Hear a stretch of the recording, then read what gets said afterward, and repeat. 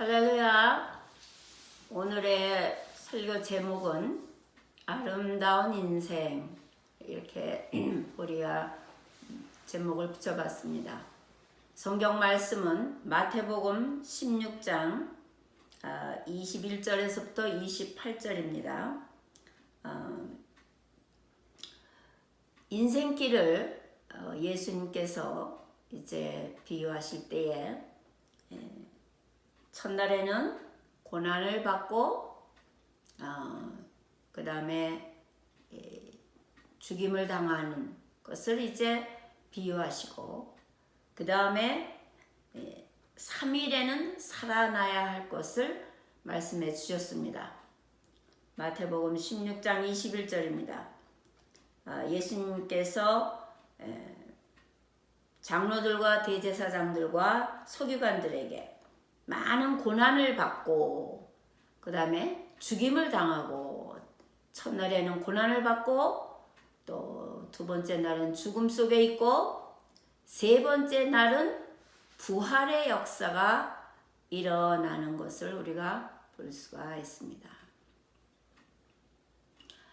인생은 애굽 생활에 비유하는데, 그것을 쇠풀무에서 인생을 겪어야 된다, 이렇게 예레미야서 11장 4절에 보면 하나님께서 이스라엘 조상들을 쇠풀무 애굽에서 구원하여 내셨다 하는 말씀이 있습니다. 그 애굽에서 구원했던 날에 너희는 나의 목소리를 청종하고 나의 모든 명령을 좇아 행하라. 그리하면 너희는 내 백성이 되겠고 나는 너희 하나님이 되리라. 그러나 이 애굽 생활이 쇠풀무라는 것은 불시험을 당하고 있다는 뜻입니다. 애굽에서 노예 생활을 할 때에도 이스라엘 백성들이 그 압박과 서름에서 신음하는 고통을 하고 기도했을 때 그 기도가 하늘에 상달되어서 하나님께서 들으시고 그 이스라엘 백성들을 쇠풀무 애굽에서 구원하여 내셨더라. 그래서 우리 인생길은 첫날에는 고난이 많이 우리들에게 주어진다 그랬습니다. 그러나 그 고난이라는 것이 이제 성경에서는 환난의 떡과 고생의 물을 우리에게 주신다 그러시는데, 자연인으로서는 하나님을 만날 수가 없습니다. 많은 사람들이 그냥 내가 좋아하는 대로, 내가 원하는 대로 이 세상을 살면 아름답게 될 줄 알고 가다가 나중에는 많은 시험에 부딪히는 것을 우리가 볼 수가 있습니다. 그래서 예수님도 마찬가지로 첫날에는 고난을 받으시는 인생의 삶을 비유하십니다.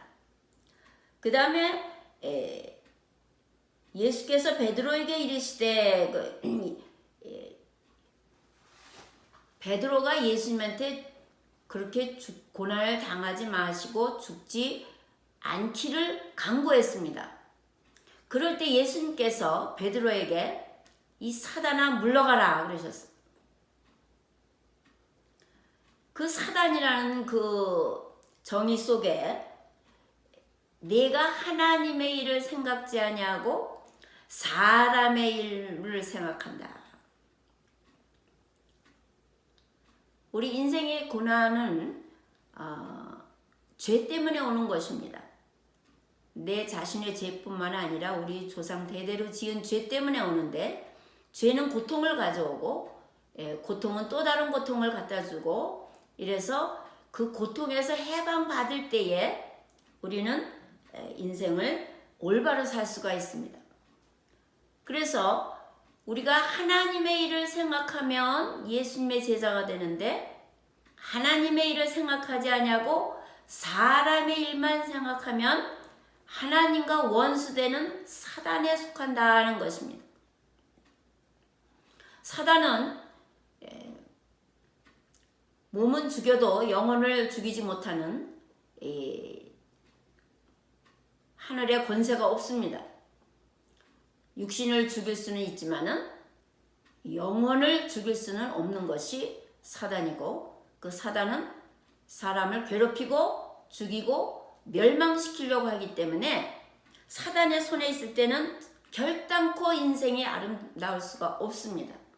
그래서 하나님께서는 우리에게 십자가를 허락하시는데, 그 십자가는 신명기 21장 23절에 보면 나무에 달린 자는 하나님께 저주를 받았느니라. 우리가 부모님으로부터 받은 육신은 육으로 난 것은 육이요 영으로 난 것은 영이요. 요한복음 3장 6절입니다. 육의 몸을 벗어야 영의 몸으로 주님을 바라볼 수가 있고 주님을 만날 수가 있고 주님한테 갈 수가 있습니다.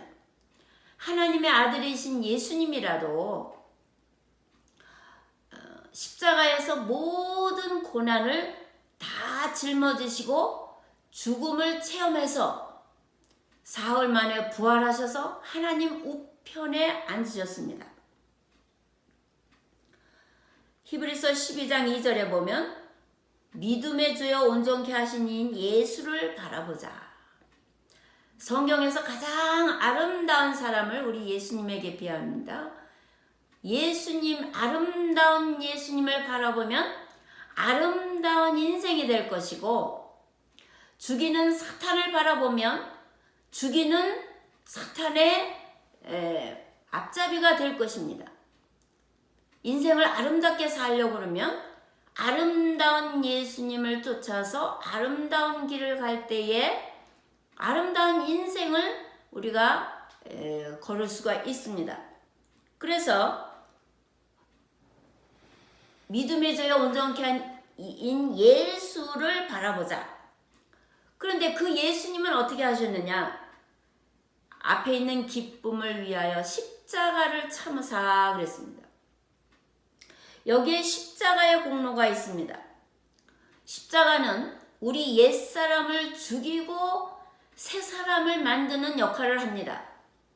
십자가에 달릴 때에는 환난과 고생이 심해가지고 불시험을 당해서 내가 죽는 것 같지만, 내가 죽는 것만큼 예수 안에 들어오면 예수의 새 생명이 나를 다스리는 줄 믿으시기를 바랍니다. 이 십자가를 지고 갈 때에 저와 여러분들은 심히 연약해서 죽을 것 같아서 우리 하나님께서는 그 인간의 고통을 다 아시고 우리의 연약함을 도우시러 성령님을 보내셨습니다.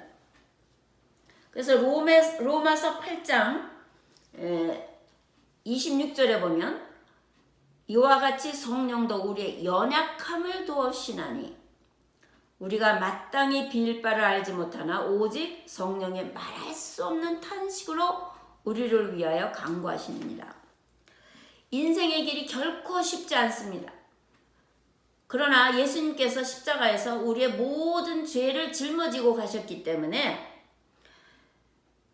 보라, 세상 죄를 지고 가는 하나님의 어린 양을 보라.